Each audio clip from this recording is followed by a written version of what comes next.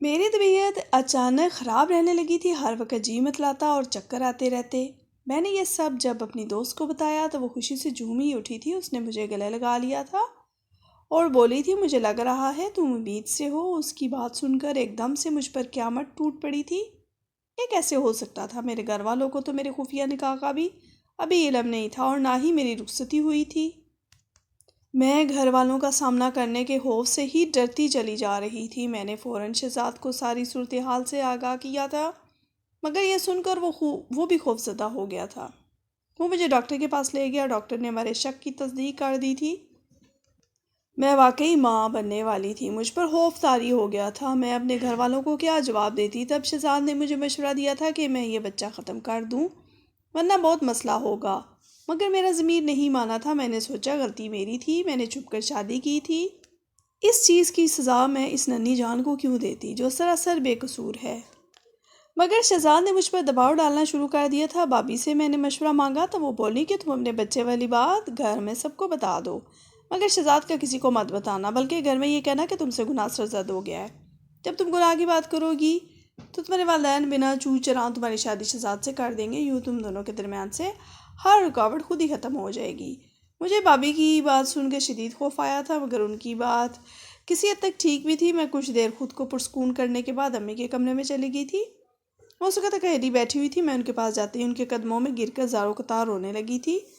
امی میری حالت دیکھ کر گھبرائی تھی۔ انہوں نے مجھ سے سارا ماجرا پوچھا تو میں نے بتا دیا۔ امی مجھ سے گناہ ہو گیا ہے اور اس گناہ کی نشانی میرے کوکھ میں پڑ رہی ہے۔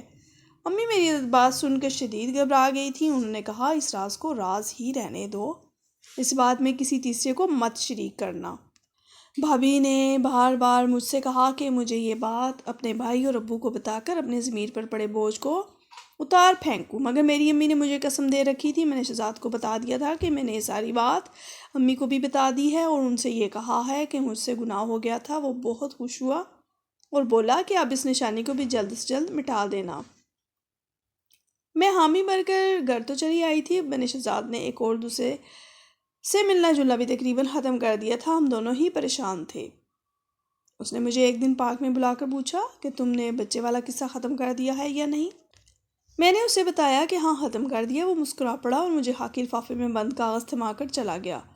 میں نے گھر آ کر وہ کاغذات کھولے تو ان میں طلاق نامہ دیکھ کر میں پھوٹ پھوٹ کر رو پڑی۔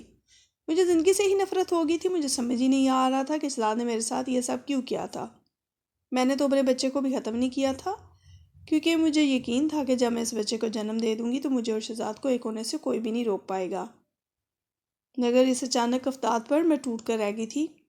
میں نے امی کے پاؤں پکڑ کر اس بچے کو جنم دینے کی اجازت لے لی تھی۔ تب امی مجھے آخری دنوں میں اپنے ساتھ گاؤں والے گھر میں لے گئیں اور ساتھ ہی سلما کو بھی لے گئی، مگر قسمت نے میرے ساتھ بالکل بھی اچھا نہیں کیا تھا۔ میں نے 9 ماہ بعد ایک نہایت ہی حسین اور پیاری سی بچی کو جنم دیا تھا۔ امی نے مجھے اس بچی کی ایک جھلک دکھلا کر وہ بھی ہماری ملازمہ کو دے دی تھی۔ امی نے اس کے ساتھ پہلے ہی سے سارے معاملات طے کر رکھے تھے۔ گھر میں یہ مشہور کیا گیا تھا کہ وہ سلما کی بیٹی ہے۔ امی نے سلما کو سرونٹ کوارٹر میں رکھ لیا تھا اور اس بچی کی دیکھ بھال کی ذمہ داری امی نے لے کر میری شادی اپنی بہن کے بیٹے راحیل سے کر دی تھی۔ شادی سے پہلے میں نے راحیل کو مل کر ساری بات پہلے ہی بتا دی تھی۔ وہ میری خفیہ شادی اور بچی کی پیدائش کو جانتا تھا، مگر وہ پھر بھی مجھے نہایت عزت اور مان کے ساتھ بیاہ کر لے کر گیا تھا۔ راحیل کہتا تھا کہ وہ مجھ سے پہلے ہی سے ہی محبت کرتا ہے۔ خیر، محبت لفظ پر تو مجھے یقین ہی رہا نہیں تھا۔ میں اس کی احسان مند تھی کہ اس نے مجھے ذلیل ہونے سے بچا لیا تھا۔ ان دنوں راحیل کو ہر وقت رونگ نمبر سے کالز بھی موصول ہوتی رہتی تھی۔ کبھی کوئی لڑکا مجھ سے تعلقات ہونے کا انکشاف کرتا تو کبھی کوئی، لیکن اللہ کا لاکھ شکر ہے کہ راحیل نے کبھی ان چیزوں پر کان نہیں دھرے تھے۔ وہ اکثر ہنس کر کہتے تھے کہ سبات کوئی تمہارا بہت ہی بڑا دشمن ہے جو تمہیں تباہ و برباد کر دینا چاہتا ہے۔ تو میں ہنس پڑتی اور کہتی میں نے کسی کا کیا بگاڑا ہے جو کوئی مجھ سے دشمنی کرے گا۔ میں امی کے گھر جا کر اپنی بچی سے مل آتی تھی، وہ بھی مجھ سے کافی خوش ہو گئی تھی۔ یوں وقت گزرتا رہا۔ میں نے اور 3 بچوں کو بھی جنم دیا تھا، ایک بیٹی اور 2 بیٹے۔ میری بھابی کی ایک بیٹی تھی، وہ بھی کافی بڑی ہو چکی تھی۔ بھابی کی شدید خواہش تھی کہ ان کے گھر بھی بیٹا پیدا ہو، مگر خدا کی رضا کے آگے کس کی چلتی ہے۔ میری بیٹی میرا میرے گھر بھی اکثر آیا کرتی تھی۔ میری بیٹی کا راز تو میری دوست کو بھی نہیں معلوم تھا۔ یہ راز صرف میں نے امی کے مجبور کرنے پر رکھا تھا، ورنہ میں تو شبینہ سے کچھ بھی نہیں چھپاتی تھی۔ میراب کو سب سلمہ کی بیٹی ہی سمجھتے تھے، وقت پر لگا کر اڑ گیا تھا۔ سارا بچی کے گھر بھی 3 بچوں کی پیدائش ہو چکی تھی، مگر شہزاد کی ابھی تک شادی نہیں ہوئی تھی، اس سے کوئی جاب نہیں ملتی تھی۔ وہ اچھا پڑھا لکھا تھا، مگر اس کی قسمت کو تو جیسے زنگ ہی لگ گیا تھا۔ نہ چاہتے ہوئے بھی مجھے اس کی حالت دیکھ کر دلی سکون ہوتا تھا۔ وقت بہت تیزی سے گزرا تھا۔ میراب 17 برس کی ہو چکی تھی، جبکہ بابی کی بیٹی اینا 19 برس کی ہو چکی تھی۔ دونوں بچیاں بہت ہی حسین ہو گئی تھیں۔ اینا کے جگہ جگہ سے رشتے آ رہے تھے، مگر وہ ابھی شادی نہیں کرنا چاہتی تھی، وہ مزید تعلیم حاصل کرنا چاہتی تھی۔ اس کی اور میراب کی بہت دوستی تھی، مگر بابی کو یہ دوستی ایک آنکھ بھی نہ پاتی تھی۔ امی نے میراب کا داخلہ بھی اینا کے کالج میں ہی کروا دیا تھا۔ بابی نے اس دن گھر میں خوب جھگڑا کیا تھا کہ یہ کیسے ہو سکتا ہے کہ ان کی بیٹی اور ملازمہ کی بیٹی ایک ہی کالج میں پڑھے۔ مجھے نہیں معلوم تھا کہ بابی اس قسم کی سوچ کی مالک ہوں گی۔ خیر امی تو اپنے فیصلے سے بالکل بھی پیچھے نہیں ہٹی تھی۔ میراب انہیں بھی بہت عزیز تھی۔ خیر امی اینا فراز سے بھی بہت محبت کرتی تھی، اس لیے انہوں نے اینا کی 19ویں سالگرہ کو بہت دھوم دھام سے منانے کا سوچا تھا۔ انہوں نے گھر میں ہی چھت پر بڑا اچھا انتظام کر رکھا تھا۔ پھپھو کے گھر سے بھی سبھی افراد مدعو تھے۔ بابی کے میکے سے بھی کافی لوگوں کو دعوت نامہ بھیجا گیا تھا، جن میں ان کی 2 بھائی بھابیاں اور ان کے بچے شامل تھے۔ ہر چیز بہترین تھی، ہر طرف خوشیاں ہی خوشیاں بکھری پڑی تھی، مگر یہاں بھی بابی نے رنگ میں بھنگ ڈال دیا تھا۔ انہوں نے سختی سے منع کیا تھا کہ ان کی بیٹی کی خوشی میں میراب شامل نہیں ہوگی۔ امی اس بات پر اڑ گئی تھیں۔ امی نے بھائی سے شکایت کر ڈالی تھی۔ انہوں نے ہی بابی کو سمجھایا بجھایا تھا۔ اس واقعے کے بعد سے ساری تقریب میں بابی کا منہ بنا رہا تھا۔ وہ اپنے دل کی بڑھاس میراب سے کام کروا کر نکال رہی تھی، کبھی اسے کسی کام سے نیچے بھیجتی تو کبھی کچن میں یہ سب بڑے ضبط سے سہ رہی تھی۔ خیر تقریب کا آغاز کیا گیا تھا۔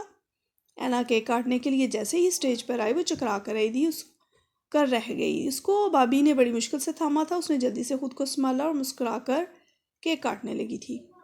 سب مسکرا کر اس کو سالگرہ کی مبارک دے رہے تھے، اور جب وہ کیک کاٹتے ہوئے چکرا کر نیچے گر گئی تھی، پورے گھر میں طوفان برپا ہو گیا تھا۔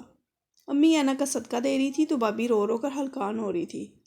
اس پر پانی ڈالا گیا تو وہ ہوش میں آ گئی تھی۔ بابی نے اپنی بہن سے اپنی بیٹی کا چیک کرنے کو کہا تھا۔ وہ ایک سینئر ڈاکٹر تھی، عمر زیادہ ہونے کی وجہ سے تجربہ بھی کافی تھا۔ وہ آگے بڑھی اور صوفے پہ لیٹی اینا کا معائنہ کرنے لگی تھی۔ انہوں نے اس کی نبض ٹولی، پھر مکمل جائزہ لینے کے بعد بولی، اینا ٹھیک تو ہے، مگر معاملہ کافی سنگین ہے۔ میں اس بارے میں کچھ بھی نہیں کہنا چاہتی، بہتر ہے آپ اسے اسپتال لے چلیں۔ بابی یہ باتیں سن کر تڑپ ہی اٹھی تھیں۔ وہ روتے ہوئے بولی، باجی آپ کو میری جان کی قسم ہے، آپ مجھے سب سچ سچ بتا دیں۔